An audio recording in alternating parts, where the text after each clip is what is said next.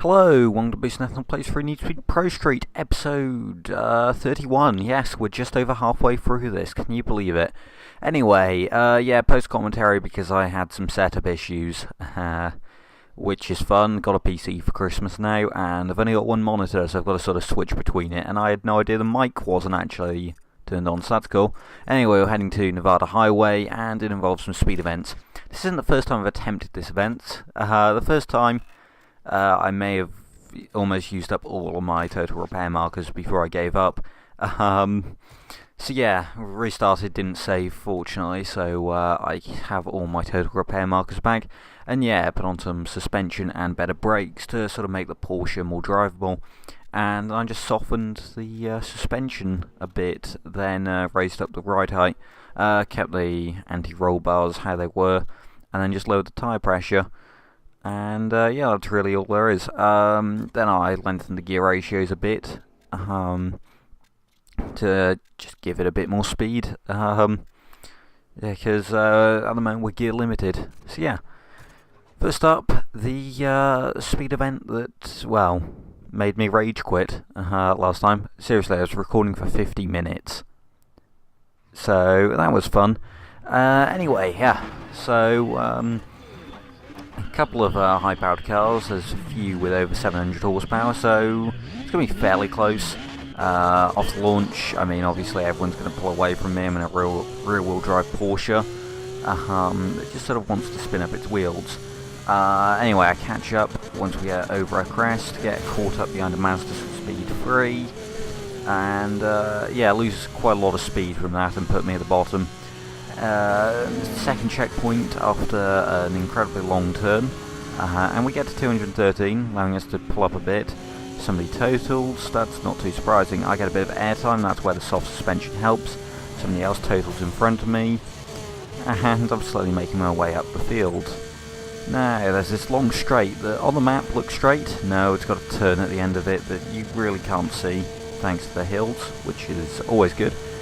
Not. 243 there, that's this car's top speed. I have a slightly scary moment when I get caught up behind, I think it was a 350Z. And, yeah. Anyway, I'm now far in the lead after all these checkpoints, and, yeah, with over 1,010 miles an hour. We're in these sort of hairpin turns, if you like. Yeah, sort of get a slightly panicky moment. I think that's an RX-8 behind me. As I cross the checkpoint, have a slight moment, hit the wall. Luckily I don't total. Well, yeah, I do freak out. Then I realise the target time is sort of counting down, and if I want to score high, so I need to beat that as well. That's sort of the important thing in speed events, really. Like, you can lose them, but if you've destroyed the target time, then you'll be just fine. And yeah, I get up to speed and cross line, and yeah, that took a long time. I managed to do it my first time on this recording session, but yeah, I don't know, it's just sort of, that's good at least, less frustrating. Next up, we had a sector shootout with a Audi TT, Lotus, and a Corvette. Obviously I'm using the R34, because why wouldn't I? And yeah, already we've caught the Corvette, sort of bounce off the walls in it to make up a place, then cross the line. I'm completely unprepared for the next turn, slam into a wall, and go rally crossing, crashing into Corvette again. I'm almost sorry. Down this kind of bumpy straight, it's sort of, well, it's actually very uneven, kind of scary to drive down. Failed the next sector, unfortunately. After that chicane, get to the next one, and I failed to brake. Head straight off the road. Have to rejoin it. Missed the final sector by 17 points. Then missed the first sector again by 0 points, so I assume I got exactly 417, that doesn't count. But there we go. Again, just lots of failures. Taking the chicane rather bravely there. Again, can't get stopped, get caught up in a lamppost, kind of just block the road, and the Corvette crashes into me again. Yeah, he's probably not particularly happy with me at the end of this race, but there we go. I do start making some progress, score a few points on the final lap, but yeah, it won't be enough to really make up the points.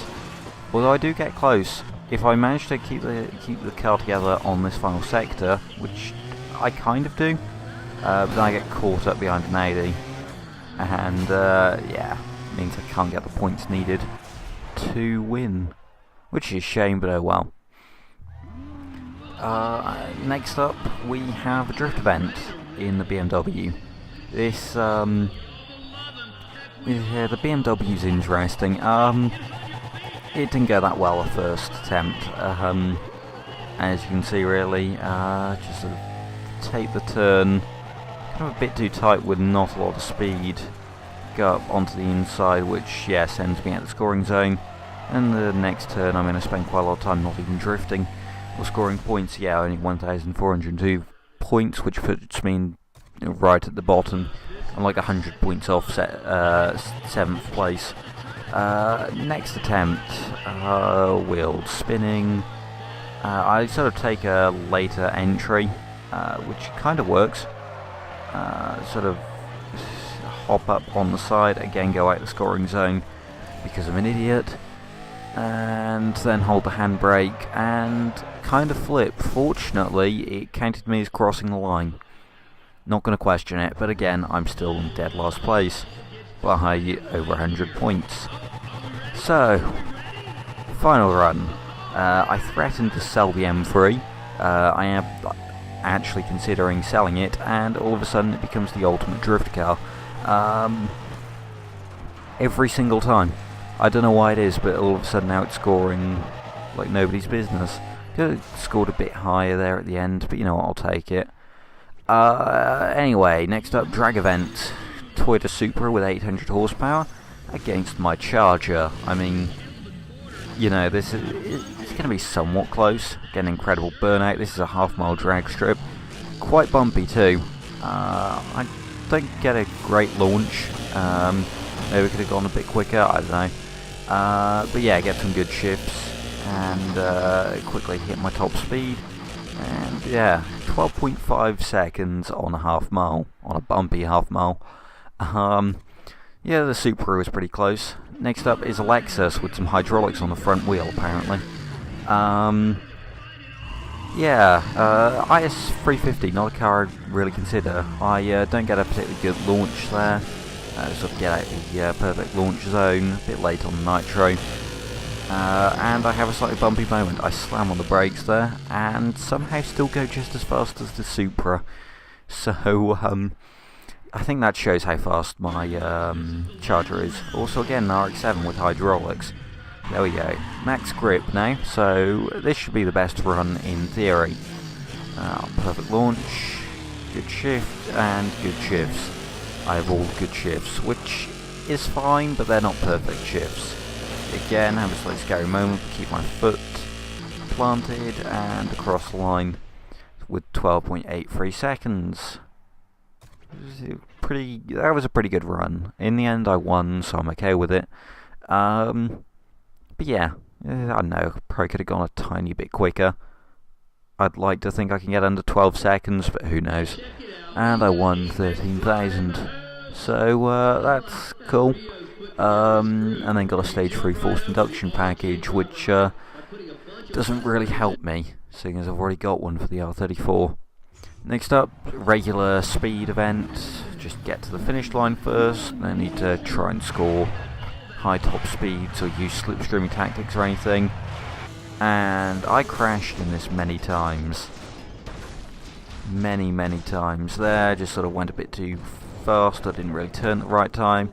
Next, I'm trying to slow down, and when you brake, your steering's reduced. Even though I think I'm running ABS, but there we go. So yeah, crash off the road, and in another attempt, clip the inside, and throw myself at a mountain.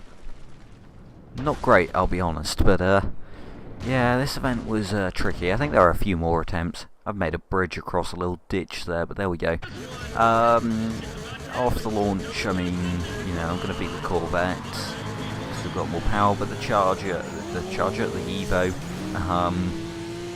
yeah, the Evo obviously gets a good launch, but can't make good use of it because of the traffic. Even if it did, I think it would probably slipstream off other people and quickly catch up.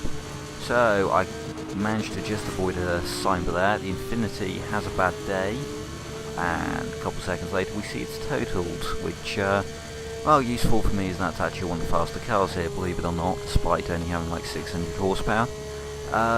This race wasn't really that eventful. There was that long straight, and then like sort of a bit of a chicane here, and then yeah, it's basically just a straight shot to the finish line, apart from this completely evil bump here. That bump is a car killer. If you're having stiff suspension, you're not going to survive it. But yeah, I somehow did, and won. Not really much to say about that event. Nice and easy, as long as you can get to the finish line, and 11,000 points. Always good. So finally, a grip multi-class, again with the Skyline. Most powerful car here, which, not really a surprise. I didn't bother repairing it after the last event because, what's the point really? I was going to smash it up again anyway. There's an Impreza and Cayman and something else, I think. I can't remember. And yeah, the Subaru actually seems to be quite a quick car, which, I don't know, sort of justifies me using it in the early game, but now all of a sudden it seems like a waste of money to have the Skyline. Oh well, whatever. Anyway, yeah, not really much to say about those hairpins. I take them kind of smoothly. This car is quite easy to drive once you get used to it. And then yeah, catch up with the Group A cars, sort of smashing into them. I avoid the other two on that really bumpy straight. That straight, it's kind of scary to drive down, to be honest, just because of how bumpy and loose it is. Anyway, next lap, sort of lock it up into that turn. Subaru is slowly catching me, as you can see on the left there. There we go, he's at 0.7 seconds as we take that turn, have a close call to the wall, and somebody wrecks in the Group A class. And yeah, Impreza's right on me as we head around these turns. Get a bit of airtime there, which, it looks good at least. First turn on the final lap, I go very tight inside. The Impreza doesn't turn at all, and yeah, flips. I get close to flipping, but fortunately I don't. And yeah, other than a bit of time lost, not really too much. So it was time for catch-up to do its business, because Seb Crawford, as you can see on the leaderboard, slowly catching up to me. He was nowhere near me for the entire race, but all of a sudden now he's gained a bunch of speed. So yeah, catch-up is the thing. But it doesn't really bother me, and I win, dominate the race day, and my reward is stage 3 nitrous, yeah, for the Charger, which would be fine, except for stage 3 nitrous actually makes my car slower because there's a longer recharge time. So that's fun. But yeah, that's not very much to say. Next up we've got Infineon, which is going to be pretty cool. Well, I'm hoping we can do a bit better at Infineon now with the Skyline, and then yeah, overall pretty good. Anyway, thank you for watching. Don't forget to leave a like and subscribe, and until next video, goodbye.